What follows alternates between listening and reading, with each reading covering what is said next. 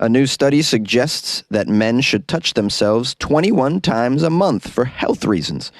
The United Arab Emirates will no longer allow single-name individuals to enter the country, and the San Francisco Police Department asked permission to use killer robots. These are the weird stories for Monday on Weird AF News, the only daily weird news podcast hosted by a comedian inside a closet. That's right, I'm Jonesy, the host of Weird AF News. Thank you for joining me. Just want to apologize up front. I'm under the weather, and my voice isn't really up to speed. A new scientific study suggests that men should touch themselves 21 times a month for their health.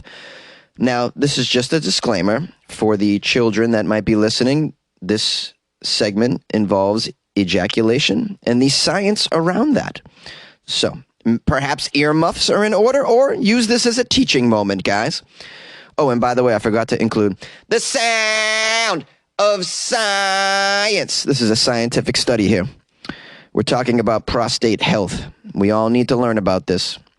It's a sensitive but important issue for men all around the world. The gland which produces semen is obviously very important, but disorders in the area are increasingly common amongst men over the age of 50. An enlarged prostate can cause urination to be frequent and painful. In addition, prostate cancer is now the third most common cancer in American males. The third, that's a lot. How can this be fixed, you're asking? Well, I got the answers for you guys because I study these weird articles. Here we go. This seems legit, by the way. It says, well, sensible things such as diet, exercise, regular checkups are the most effective way to keep your prostate healthy. However, we have a new, much more enjoyable method that has been discovered by scientists. That's right, those people trying to bring us facts so we can live longer. This research was done at Harvard University. Harvard University is spending their money studying wanking. Yes, Harvard is legitimate. This must be some good stuff here. European Urology is the published journal that this research was published in. It is indicating that high levels of sexual activity can reduce the risk of contracting prostate cancer. So that means in addition to touching yourself, someone else touching yourself can help reduce the risk of prostate cancer. That sounds wonderful. That's a new angle to convince somebody to touch me. Come on, don't you want me to live long? The study observed the sexual habits of a lot of men, 32,000 in this study. They concluded that those with a higher rate of ejaculation overall were less likely to have prostate tumors. How about that? The author of the study stated, quote, well, we found that men reporting higher compared to lower ejaculatory frequency in adulthood were less likely to be subsequently diagnosed with prostate cancer. This large prospective study provides the strongest evidence to date of a beneficial role of ejaculation in the prevention of the prostate cancer as well. You guys are probably wondering, why did Jonesy use a Boston accent for that researcher? Well, guys, because that researcher parks their car in Harvard Yard. So, you're wondering, how many times should you be ejaculating per month, fellas? Well, this panel of researchers from Harvard believe that 21 times will protect you from prostate cancer. Yes, that's right. The men who ejaculated at least 21 times a month had a 33% lower risk of prostate cancer than those that did not. Now, the scientists aren't quite sure why this helps the prostate. It hasn't been determined, but they speculate that it may be the flushing out of toxins from the system. Now, of course, ejaculation alone isn't going to save your life, fellas. Experts want you to know that obesity, tobacco, high-fat processed foods, and heredity are also factors that will lead to prostate cancer. So cut those out for your own sake. I don't know how you cut out heredity. If sex and a healthy diet weren't enough, tomatoes, organic coffee, plant-based fats, exercise, and not smoking will also help prevent prostate cancer. I like the organic coffee part of that, so if you guys want to send me some organic coffee to save my prostate this Christmas, I'll give you my address. Now, for the rest of you, well, you know what you have to do, gentlemen, so get busy doing it. And if anybody questions why you're spending so much time alone with your laptop, just tell them, I'm saving my life. And now for a very strange song about touching yourself called Elephant having a wank. I'm an elephant and I'm having a wank. I'm an elephant and I'm having a wank. I'm an elephant and I'm having a wank. I'm an elephant and I'm having a wank. The United Arab Emirates will no longer allow people with just a single name to enter their country. Oh boy, how did this come about? Maybe Cher did a terrible performance back in 1997. It says here, single name passengers will not be allowed entry into the UAE any longer, according to an advisory issued by Air India and AI Express. It is based on new guidelines issued by the Emirate. The new rule comes into immediate effect, and it says, quote, any passport holder with a single name, either in surname or given name, will not be accepted by UAE immigration. The passenger will be considered as INAD, which stands for inadmissible. An inadmissible passenger is an aviation term used for people not allowed to enter the country they want to travel to. These passengers have to actually be taken back to their country by the airline. That means if you only have one name, you can't enter. Sorry, McLovin. Sorry, Oprah. Oh boy, Sting. You can't enter either, Sting. So sorry. Oh, and one more important individual in our lives. That would be Jonesy. That would be me. I'm not allowed over there. Man. I'm not allowed to enter the UAD, which means I won't be able to see all those beautiful women that are covered up. Terrible, terrible. I've been wanting to go there. Not really. They give an example of an INAD passenger, and I don't think it's very helpful. They say here, a passenger with only Praveen as his given name and no surname. Such a passenger will not be issued a visa, and in case the visa was issued previously, then he will be INAD by immigration. I guess a lot of people are traveling just with the name Praveen. I had no idea. What about The Weeknd? That's two names, right? The and Weekend? Or would they consider that one name? What about Muhammad? If he comes back, are they going to kick their own God out? He's got one name, right? All right, well, in a way, this makes sense, this law. I mean, at the end of the day, you should have two names on your passport, right? I mean, I joke about Sting, but he has a name. I don't know what it is. And, of course, I have a name. A lot of you might not know it. It's Chris Jones. Did you know that? Yeah, very boring name. Much more fun to go by Jonesy. And my passport, of course, has my name, Christopher Jones, and no one calls me Christopher except my mother and arresting officers these days. Yay! You like podcasts? You're listening to my podcast. Maybe you thought to yourself, I'd like to make a podcast. Too difficult. No, not with Anchor. Anchor has free creation tools that allow you to record and edit your podcast from your phone or your computer. Anchor distributes your podcast to Apple, Spotify, Stitcher, and more. They have advertising integration, so you can even make a little money off your podcast. Everything you need to make a podcast in one place. Download the free Anchor app or go to anchor.fm to get started. And good luck with your podcast. Good luck with your creation. Good luck with your life, man. The San Francisco Police Department is requesting permission to unleash killer robots onto the streets. That's right. Killer robots, guys. We have hit the limits. We are now on the brink of the killer robot revolution. The San Francisco Police Department is currently applying to the city's Board of Supervisors for actual permission to use robots to kill suspects that the police department and other agencies deem to be a sufficient threat to the public, officials, and any other force. Oh boy. Now, the media is reporting that the killer robot solution has already met with some significant opposition, both within and outside the governing board, of course. I mean, who can agree to the killer robot solution? Now, I've been to San Francisco many a time, and I agree the streets are pretty crazy these days, but how about you try and get help for some of these people before you unleash the Terminator army, you know what I mean? And then who, of course, is going to foot the bill for this army of killer robots, these Terminators, I'm wondering? Wouldn't it be cheaper just to get the people on the streets a little help, mental health, drug rehabilitation, maybe get them off the streets somehow? There's got to be a better solution than a bunch of Terminators. The police currently maintain, it says here, a dozen fully functional remote-controlled robots, which are typically used for area inspection and bomb disposal. Now, while San Francisco has never explicitly allowed any robots to take any human lives, lethal autonomous weapons, known as LAWs, are actually becoming increasingly common in modern warfare.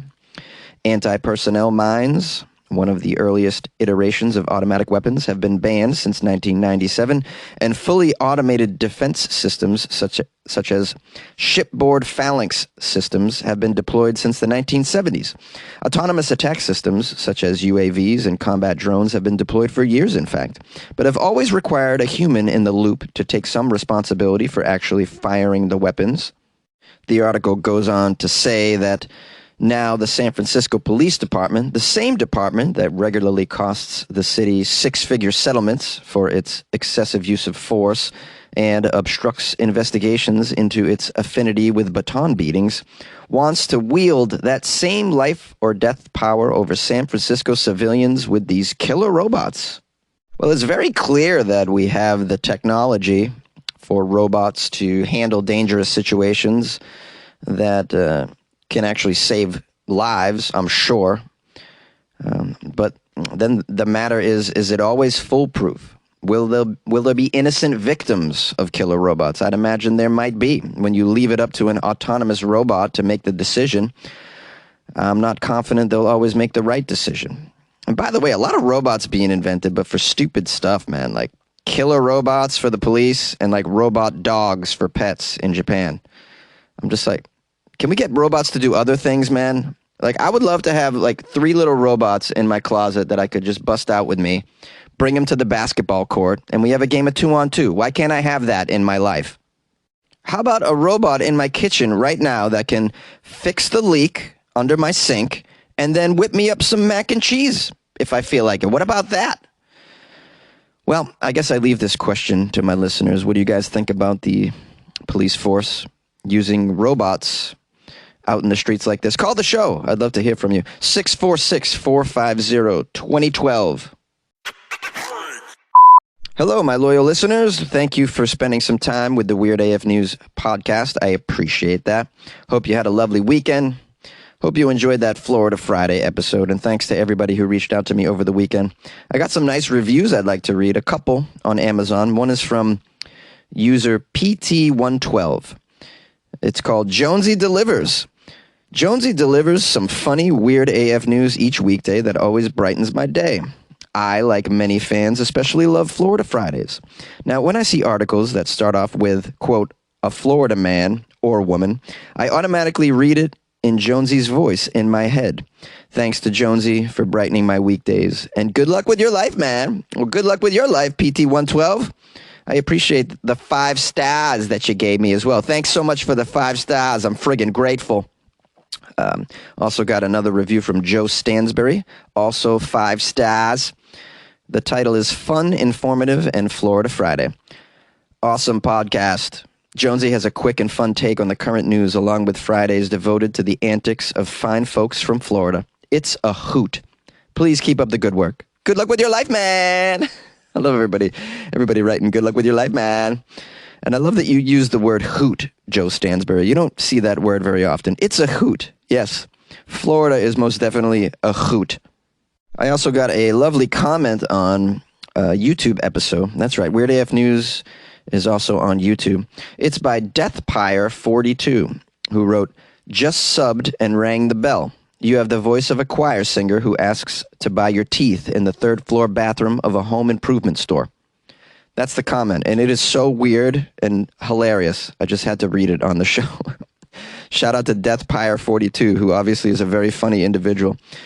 You're probably wondering, rang the bell, what's that mean? Well, on YouTube, you can subscribe to a channel, and then if you hit the bell, you ring the little bell, that means you'll get an actual notification every time a new video, in this case, a new episode, is released.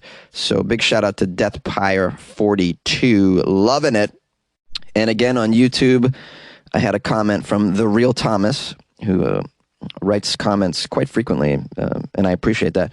The Real Thomas wrote, Jonesy, it's a crime you aren't getting more attention on this platform or any other. You know, it's very sweet of you, The Real Thomas. I appreciate that. Well, it's just a matter of time. You know, the podcast is spreading slow and steady, as it should. You know, well, you guys can help spread the Weird AF News media. I guess we could call it media. By just telling a friend about the podcast. That's super helpful. Word of mouth is usually the best way because, you know, you're going to tell your friends and your coworkers and your family, people that trust you, you know. So, yeah, if you could help spread the word of Weird AF News, I'd be so grateful. And I'm grateful for all the comments I get, the positive comments especially. So thank you very much. And feel free to leave a review on Amazon as well. If you would like to support the show for the holidays, that would be pretty sweet. You can join the Patreon by going to weirdafnews.com and clicking on the Patreon banner. You can also buy Jonesy a coffee from the weirdafnews.com website as well. And if you send me a message to funnyjones@gmail.com, you want to mail me something for the holidays, that's totally cool as well. Big shout out to Nick again for sending me a whole box of 100 grand bars. I'm eating one a day now. Is that good for my prostate? I don't think it is. Lastly, I got some phone calls, which I will publish after this. You can call the show as well, 646-450-2012. I appreciate all of the feedback, and I appreciate your support very much. And as always, good luck with your life, man.